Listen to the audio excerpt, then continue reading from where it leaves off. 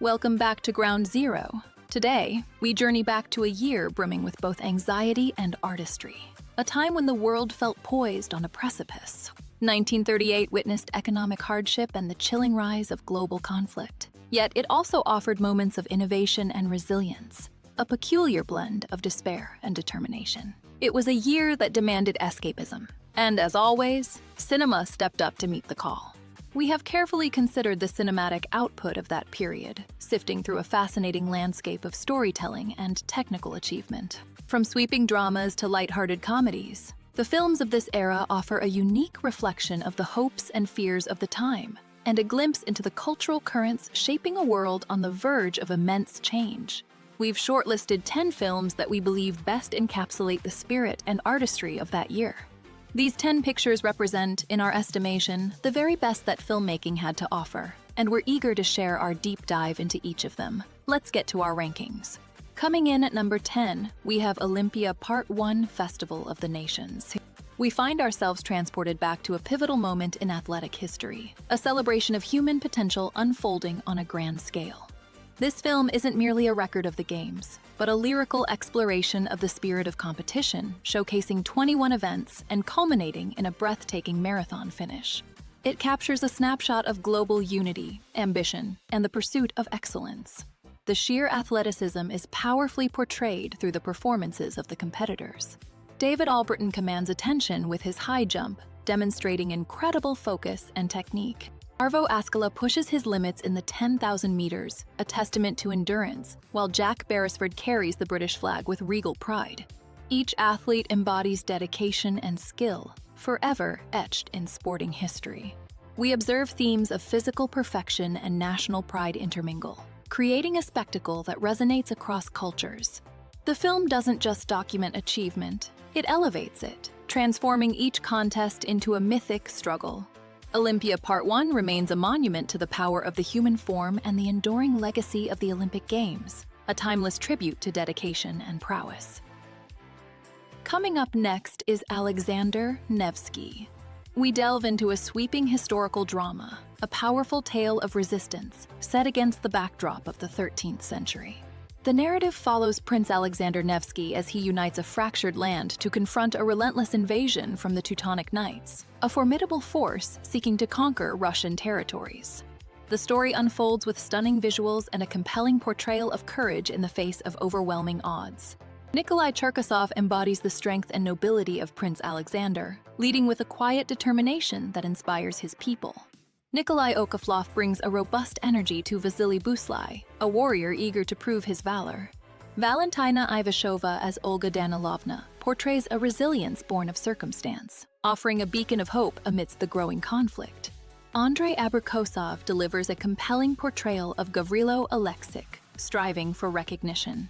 The film resonates as a potent allegory for defending one's homeland, transforming a historical event into an eternal struggle against oppression. The filmmakers skillfully depict the invaders as a dehumanized force, highlighting the brutality of conflict and the importance of unity. We find a chilling echo of future threats within this tale of the past, an eternal reminder of the price of freedom. Coming up next is Jezebel. Spoil one. Used to say you liked me like that once. We delve into a story set amongst the lush plantations of the 1850s Louisiana, a place where societal expectations clash with the spirited desires of one woman. Know right well what I mean. Julie's been egging you on, first against Press and now his wife. The narrative unfolds around Julie Marsden, a captivating and unconventional belle whose independent nature and choices threaten the established order and the lives of those closest to her. Asking for the chance to prove I could be brave and strong and unselfish. Help me, Amy. Help me make myself clean again as you are clean.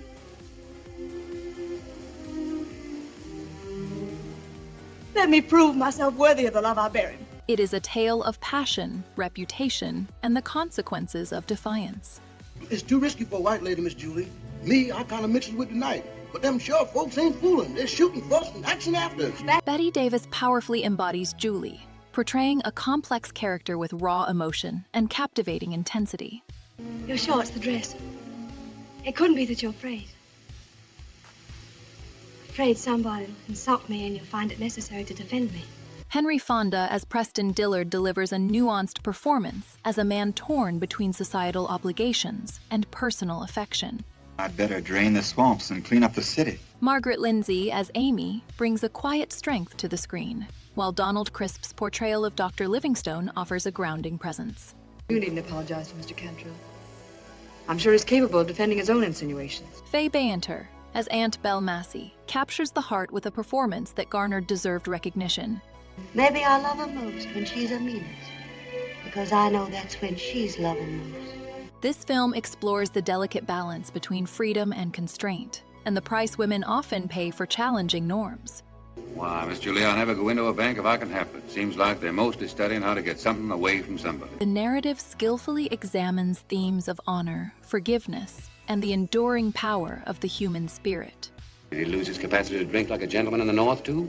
What does he think a lady's house is, a riverboat bar? Jezebel remains a resonant story, a reminder of the courage it takes to navigate a world determined to define you, and a testament to the complexities of the human heart. I was just as disappointed as you were. Coming up next is Pygmalion. Excuse a straight question, but are you a man of good character where women are concerned? We delve into a captivating story born from a simple wager. A linguistics professor's audacious claim that he can transform a Cockney flower seller into a lady through elocution. Might I ask you not to come down to breakfast in your dressing gown, or not to use it as a table napkin if you do, and will you please remember not... The narrative follows Eliza Doolittle as she enters the world of Henry Higgins, a man convinced of his own intellectual superiority, setting in motion a remarkable and often turbulent journey of self-discovery and societal change within the 1930s. The moment I let a woman make friends with me, she becomes jealous. Leslie Howard embodies the driven, sometimes callous, Professor Higgins with a convincing blend of brilliance and social blindness. You know, Pickering, a shilling to this girl's worth 60 or 70 pounds to a millionaire. Wendy Hiller delivers a powerful performance as Eliza, portraying her resilience and emerging independence with nuance. Flower girl to Professor Higgins because he always treats me as a flower girl and always will. Don't grind your teeth, Henry. But I know that I can be a lady to you because you always treat me as a lady and always will. Wilfrid Lawson's portrayal of Alfred Doolittle brings a delightful, grounded energy to the film, highlighting the stark contrast between social classes. But you know what began my real education? No. You're calling me Miss Doolittle, that day when I first came to Wimpole Street. Scott Sunderland portrays a warmth and understanding as Colonel Pickering. What's to become of her when you've finished with her teaching? The film explores themes of social mobility, identity, and the inherent value of individuals beyond superficial appearances. You're no gentleman, you ain't to talk of such things. I'm a good girl, I am, and I know what the likes of you are, I do. Pygmalion remains a potent reflection on the complexities of human connection. I'd like to kill you, you brute. Why didn't you leave me where you found me, in the gutter? The story lingers, asking us to consider what truly defines a person and the lasting effects of even the most well-intentioned interventions, leaving audiences to contemplate the true meaning of transformation. The difference between a lady and a flower girl isn't how she behaves, it's how she's treated. Coming up next is Holiday. I want to say part of my life for myself. There's a catch to it, though. It's got to be part of the young part. You know, retire young, work old. Come back and work when I know what I'm working for. We delve into a charming story of love and societal expectations, following Johnny Case as he navigates a whirlwind romance with Julia Seton. Their engagement quickly reveals a fundamental difference in perspective, as Johnny prioritizes living a fulfilling life over conforming to Julia's family's ambitious plans. The narrative unfolds within the opulent world of the Setons, highlighting a clash between freedom and tradition. Cary Grant embodies Johnny with a captivating energy, portraying a man determined to seize the present moment. I hadn't any connections except for an uncle who's in the roofing business in Wilmington. It wasn't much good, though. He was inclined to get drunk. Still is. Katharine Hepburn as Linda Seaton delivers a nuanced performance, conveying both a rebellious spirit and a yearning for genuine connection.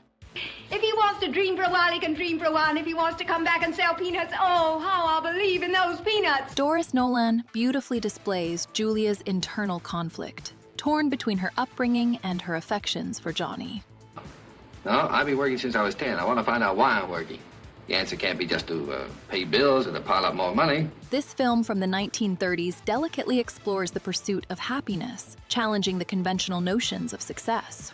Also, I'm getting a little bit drunk. Well, That's the first champagne I've had since I was 4 years old. We observe themes of family duty and the importance of individual freedom resonate throughout the story.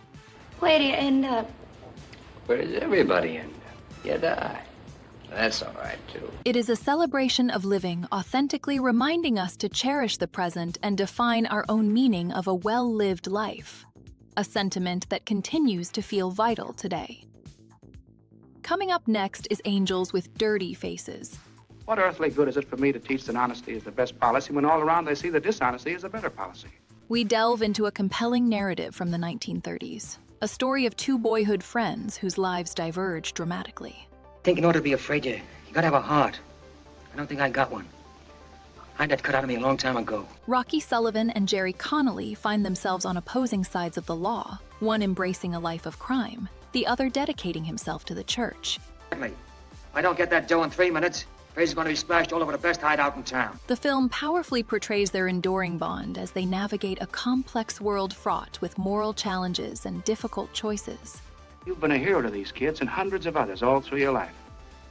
Now you're going to be a glorified hero in death, and I want to prevent that. James Cagney embodies the charismatic yet ruthless Rocky Sullivan, bringing a raw energy to every scene. But they're going to ask me, got anything to say? And I say, sure. Give me a haircut, a shave, and a massage. One of those nice new electric massages. Pat O'Brien delivers a poignant performance as Jerry Connolly, radiating compassion and unwavering faith. The reason I'm asking is because being kids together sort of gave me the idea that you might like to join hands with me and save some of those other boys from ending up here. Humphrey Bogart, as James Fraser, powerfully portrays the voice of reason, attempting to steer the neighborhood boys away from a life of wrongdoing. Oh, come on, don't be such an angel. You want to get the Senate bill, don't you? Well, go ahead, get it started. Ann Sheridan, as Laurie Ferguson, adds a touch of vulnerability and complexity. I've waited 15 years to do that. The movie explores themes of redemption, influence, and the cyclical nature of disadvantage. They've got to despise your memory. They've got to be ashamed of you. We observe how early environments shape the trajectory of lives, and the lengths one will go to for loyalty. This is a different kind of courage, Rocky. The kind that's born in heaven. It's a film that encourages reflection on the power of guidance and the consequences of unchecked ambition, a reminder that even in the darkest corners, a flicker of hope can persist. You ask a nice little favor, Jerry. Ask me to crawl on my belly, last thing I do in life. Coming up next is You Can't Take It With You. If it's against the law to make fireworks without license, I guess we're guilty of that too, because we've been doing it a long time. We delve into a world where embracing individuality feels revolutionary. A story celebrating the charming chaos of the Sycamore family. Isn't there something else you'd rather be doing than this? The narrative centers on Alice Sycamore, who finds love with Tony Kirby, yet their connection is threatened by the rigid expectations of Tony's family, setting the stage for a delightfully awkward clash of lifestyles. You're no businessman, you're like a lion in the jungle. Yes, and I've got the longest and the sharpest claws, too. It is a beautiful exploration of what truly matters in life. The perfect hobby should improve the body as well as the mind. The Romans were great people. Why? What was their hobby? Wrestling. Jean Arthur imbues Alice with a heartwarming sincerity, making her a perfect anchor for the eccentric household. He just suddenly left business one day. He started up in the elevator, turned around, came right down again, never went back. He could have been a rich man, but said he wasn't having any fun. James Stewart as Tony displays a genuine warmth, struggling to reconcile his upbringing with the vibrancy of the Sycamores. Dad, don't tell me you've forgotten the slingshot market. Lionel Barrymore delivers a truly unforgettable performance as the family patriarch, Martin Vanderhoff, radiating wisdom and unapologetic joy. You can't take it with you, Mr. Kirby. So what good is it? As near as I can see, the only thing you can take with you is the love of your friend. Ann Miller's Essie Carmichael shines with infectious energy during her dance lessons, adding vibrancy to every scene.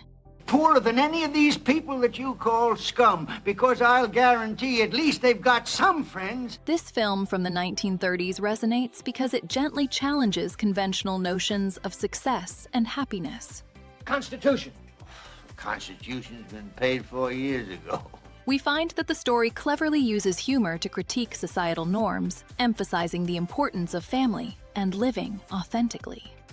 If you'll excuse me, Mr. Kirby, I don't believe anyone has the right to interfere with young people in love. It reminds us that true wealth isn't measured in dollars, but in shared moments and the courage to be oneself, a message that continues to feel remarkably fresh and vital.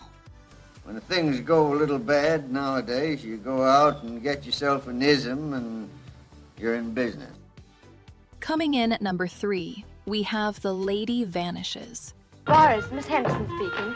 Look, someone upstairs is playing musical chairs with an elephant. Move one of them out, will you? I want to get some sleep. We present a film that expertly blends suspense, romance, and comedy into a truly captivating experience.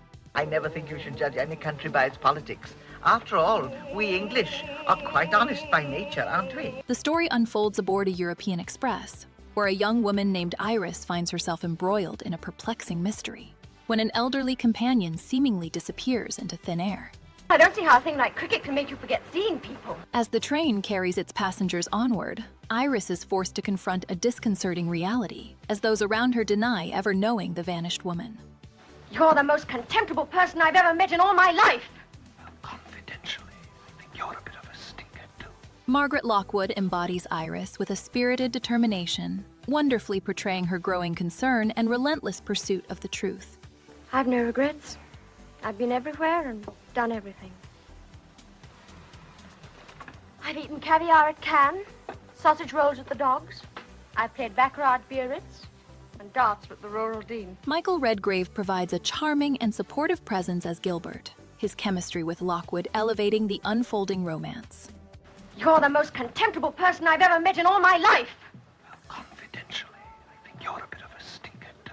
Paul Lucas lends an air of intrigue as Dr. Hartz, while the comedic timing of Naughton Wayne and Basil Radford, as the cricket-loving Charters and Caldecott, adds a delightful lightness. I don't want to rub it in, but if you hadn't insisted on standing up until they'd finished their national anthem... Set within the 1930s, this film resonates with a thrilling energy, masterfully creating a sense of disorientation and unease. The big father and mother mountain with their white snow hats, and their nephews and nieces, not quite so big, with smaller hats. The narrative's clever construction, combined with skillful camera work, makes for an engrossing watch. Father always taught me never desert a lady in trouble. He even carried that as far as marrying Mother. We find ourselves caught within a web of intrigue mirroring Iris' own mounting anxiety, and witnessing a story that lingers in the memory long after the final scene fades.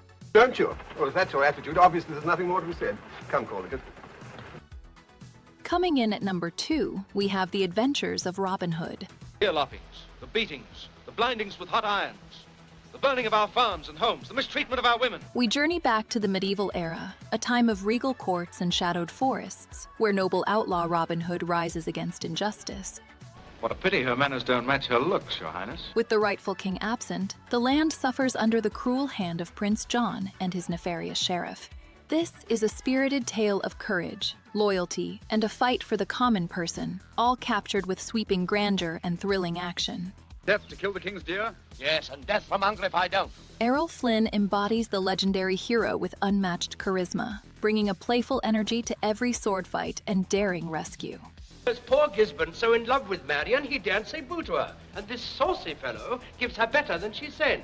Olivia de Havilland portrays Maid Marian with a delicate strength, her scenes with Flynn crackling with a hopeful romance.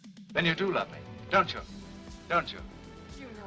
Claude Rains delivers a delightfully wicked performance as Prince John, radiating arrogance and malice with every gesture. Such impudence must support a mighty appetite. Basil Rathbone, as Sir Guy of Gisborne, presents a truly formidable adversary, his presence a constant threat. I'll be more than worried when I get through squeezing the fat out of that pampered hides. The film beautifully explores themes of social equality and resistance against tyranny, set against the rich backdrop of the 12th century. Men, if you're willing to fight for our people, I want you. We see a passionate plea for justice woven throughout a story brimming with excitement and a touch of levity. For honest meat, yes, but I've no stomach for traitors. It's a vibrant celebration of heroism, reminding us that even in the darkest times, a single spark of defiance can ignite a flame of hope that continues to burn brightly. May I obey all your commands with equal pleasure, sire? Before we get to our number 1 pick, we have a few films that just missed the cut but are more than worthy of an honorable mention. Our first honorable mention is A Christmas Carol. You may be an undigested bit of beef, a dot of mustard, or a crumb of cheese. We find ourselves revisiting a tale as familiar as winter itself. Yet this particular telling offers a unique slant on a beloved story. It is required of every man that the spirit within him should walk abroad among his fellow men. The narrative follows Ebenezer Scrooge, a man defined by his avarice and disdain for the holiday spirit, as he is confronted by spectral visitors who force him to reckon with his past, present, and potential future. They'd rather die, they'd better do it and decrease the surplus population. While many versions lean into the story's darker implications, this adaptation embraces a more lighthearted tone, delivering a polished and sentimental experience. Mankind was my business. Common welfare was my business. Charity, mercy, forbearance, and benevolence, all these were my business. The film reimagines Dickensian London with a distinctly American sensibility, replacing some of the source material social commentary with straightforward messages of generosity and faith. I will live in the past, the present, and the future. Though perhaps lacking the raw emotional weight of some interpretations, it remains a charming and accessible entry point into the enduring power of this classic story of redemption and the true meaning of Christmas. You are bound in heavy chains. Our second notable recognition is Olympia Part 2 Festival of Beauty. We find ourselves returning to the athletic spectacle, though shifting focus from the grand stadium to the diverse arenas where lesser-known, yet equally demanding, competitions unfold. Riefenstahl's camera meticulously documents events like fencing, polo, and the modern pentathlon, revealing the precision and dedication of these athletes. While acknowledging the deeply problematic origins of this work, we recognize a groundbreaking technical achievement in filmmaking. The cinematography remains strikingly innovative, employing dynamic angles and editing techniques that foreshadow much of modern sports coverage, and it is difficult to deny the film's visual power. We approach this film with careful consideration, understanding that artistic merit does not erase historical context, yet acknowledging its undeniable impact on the language of cinema itself and its continued place in film studies. Our third honorable mention is Blockheads. We'll have a nice, quiet dinner. Then after that, we'll sit and hold hands, and I'll whisper sweet little nothings in your ear. We find ourselves captivated by this charming picture, a delightful continuation of the enduring partnership between Stan Laurel and Oliver Hardy, and a testament to their comedic brilliance. Wait till you put your legs under that table. Pardon me. You just wait till you put your leg under that table and put your teeth into one of those big, thick, juicy steaks covered with mushrooms and those hot biscuits oozing with molten butter. The story follows Ollie as he welcomes Stan back to civilian life, only to discover his friend believes the war still rages on. A wonderfully absurd premise that fuels much of the humor. I want you to remember, from now on, my home is your home. While the setting reflects the period, the film is not about grand historical events, but the intimate struggles and joyful reunions of everyday people and the enduring bonds of friendship. Don't excite yourself, Stanley. I'll carry you. We appreciate how the film utilizes physical comedy alongside genuinely touching moments, showcasing the performer's extraordinary timing and chemistry. You look like the kind of a guy that would break up a happy home. It's a gentle, heartwarming story, offering a quiet and amusing reflection on resilience and the difficulties of readjustment, a truly special piece of work. No man living can call me an overstuffed pollywog and get away with it. We have journeyed through a remarkable year in cinema, have we not? From swashbuckling adventure with Robin Hood and Hitchcock's thrilling chase in The Lady Vanishes, to the social commentary of You Cannot Take It With You and the raw emotion of Jezebel. We have witnessed epic scale with Alexander Nevsky and delicate wit with Pygmalion, examining films that both entertained and reflected a world facing uncertain times. The competition has been fierce, the choice is difficult, but now, after careful consideration and countless debates, we arrive at the very pinnacle. And now, the moment we have all been waiting for. Coming in at number 1, we have Bringing Up Baby. My dear young lady, I'm not losing my temper. I'm merely trying to play some golf. We consider this film a true marvel of comedic timing, a whirlwind of delightful chaos set against a backdrop of societal expectations. No, and my dear sir, it never will be clear as long as she's explaining it. The story follows David Huxley, a paleontologist whose carefully ordered life is upended when he encounters the effervescent Susan Vance. Relationship has been a series of misadventures from beginning to end. Her playful spirit and a mischievous leopard named Baby send his world spinning into a series of increasingly hilarious misadventures, challenging everything he thought he understood about life. Point is, I have a leopard. The question is, what am I going to do with it? Cary Grant masterfully portrays Huxley's initial stuffiness, gradually revealing a playful side as Susan chips away at his reserved exterior. Now, Susan, I'm going to say goodnight, and I hope that I never set eyes on you again. Katharine Hepburn embodies Susan with an infectious energy, her performance radiating both charm and a delightful disregard for convention. A love impulse in men very frequently reveals itself in terms of conflict. Charles Ruggles is fantastic as the exasperated Mr. Applegate, perpetually caught in the crossfire of their antics.